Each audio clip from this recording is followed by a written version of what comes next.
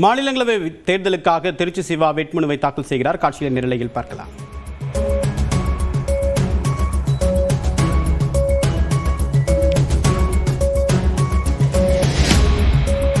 திமுக சார்பாக மாநிலங்களவை தேர்தலில் போட்டியிடுவதற்காக திருச்சி சிவா, கான்ஸ்டன்டைன் ரவீந்திரன் ஆகிய இருவர் தற்போது திமுக வேட்பாளர்களாக முன்மொழியப்பட்டிருக்கின்றனர். திருச்சி சிவா திமுக சார்பாக ஏற்கனவே மாநிலங்களவை உறுப்பினராக இருக்கக்கூடிய நிலையில் தற்போது அவருடைய பதவிக்காலம் நிறைவடைந்த நிலையில் தற்போது மீண்டும் அவர் ராஜ்யசபா உறுப்பினராக தேர்வு செய்யப்பட்டிருக்கிறார்.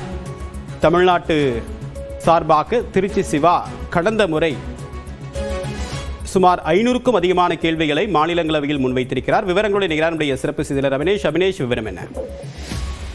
தேவப்பிரியன், தமிழ்நாட்டில் விரைவில் காலியாக உள்ள மாநிலங்களவை தேர்தலுக்கு வேட்புமனு தாக்கல் செய்ய இன்றைய கடைசி நாள்.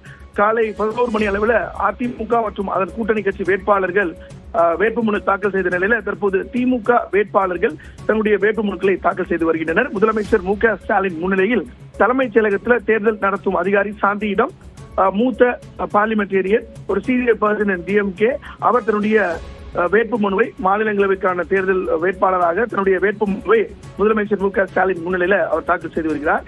ஏற்கனவே 6 முறை அவர் மாநிலங்களவை உறுப்பினராக அவர் செயல்பட்டு வரக்கூடிய நிலையில தற்போது மீண்டும் அவர் அந்த பொறுப்புக்கு அவர் வேட்பாளராக அறிவிக்கப்படக்கூடிய நிலையில தன்னுடைய வேட்புமனுவை முதலமைச்சர் மு.க.ஸ்டாலின் முன்னிலையில தாக்கல் செய்து வருகிறார். தொடர்ந்து கான்ஸ்டன்டைன் ரவீந்திரன் முதல் முறையாக மாநிலங்களவைக்கு அவர் திமுக சார்பாக வேட்பாளராக அறிவிக்கப்பட்டிருக்கிறார். அடுத்தபடியாக கான்ஸ்டன்டைன் ரவீந்திரன் தன்னுடைய வேட்புமனுவை தாக்கல் செய்திருக்கிறார். நீங்கள் குறிப்பிட்டு சொன்னது போல திருச்சி சிவாவை பொறுத்தவரை அவர் ஒரு சீனியர் பார்லிமெண்டேரியன். கடந்த செஷன்ல மட்டும் சுமார் 500க்கும் மேற்பட்ட கேள்விகளில் ராஜ்யசபால அவர் எழுப்பியிருக்கிறார். குறிப்பாக ஒரு தனிநபர் மசோதா நீண்ட ஆண்டுகளுக்கு பிறகு அவர் கொண்டு வந்திருந்தார் அப்படிங்கிறதும் அவர் ஒரு மிக முக்கியமான நபர்.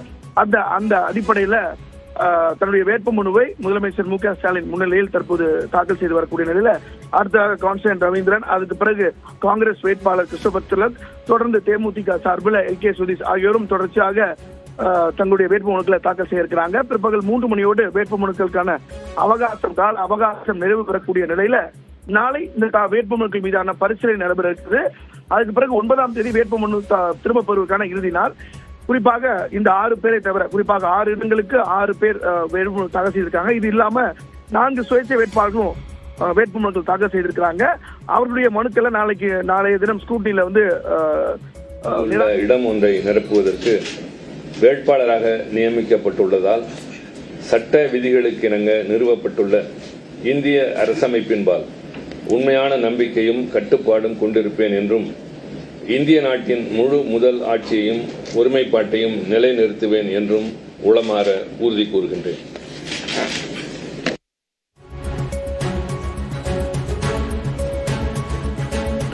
அபினேஷ், இப்ப கூட்டணி கட்சியுடைய பிரதிநிதிகள் எல்லாம் வந்திருக்கிறத பார்க்க முடியுது. அவங்க ஏன் வந்திருக்காங்க? இது மரபா?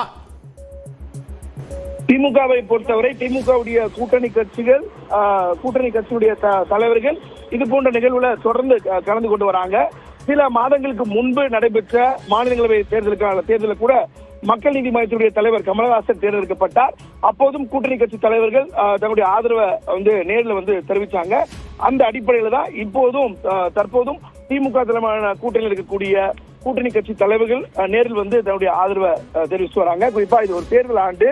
2026ஆம் ஆண்டு சட்டப்பேரவை தேர்தல் அப்படிங்கிறது மிக முக்கியமான ஒரு தேர்தலா தமிழ்நாட்டில் பார்க்கப்படுகிறது. இந்த நேரத்துல தொடர்ந்து திமுக தலைமையிலான கூட்டணி தொடர்ந்து வலுவாக தேர்தல் பணியாற்றி வராங்க. கூட்டணி பேச்சுவார்த்தையில மற்ற கட்சிகள் காட்டிலும் சற்றே முன்பே அவங்களுடைய தொகுதி பங்கீட்டுலாம் முடிச்சுட்டு வராங்க. இந்த நேரத்துலதான் இந்த வேட்புமனு தாக்கல் செய்யக்கூடிய நிகழ்வுலையும் அந்த அடிப்படையில திமுகவுடைய கூட்டணி கட்சி தலைவர்கள் இந்த நிகழ்வுல பங்கேற்றிருக்கிறாங்க. நான் முன்பே சொன்ன மாதிரி 34 சட்டமன்ற உறுப்பினர்கள் தான் ஒரு மாநிலங்களவை உறுப்பினர் தேர்ந்தெடுக்கலாம். அந்த அடிப்படையில 6 சட்டமன்ற உறுப்பினர்களுக்கு திமுக மற்றும் கூட்டணி கட்சிகளுக்கு 4 இடங்களும், அதிமுக மற்றும் கூட்டணி கட்சிகளுக்கு 2 இடங்களும் செல்ல இருக்கிறது.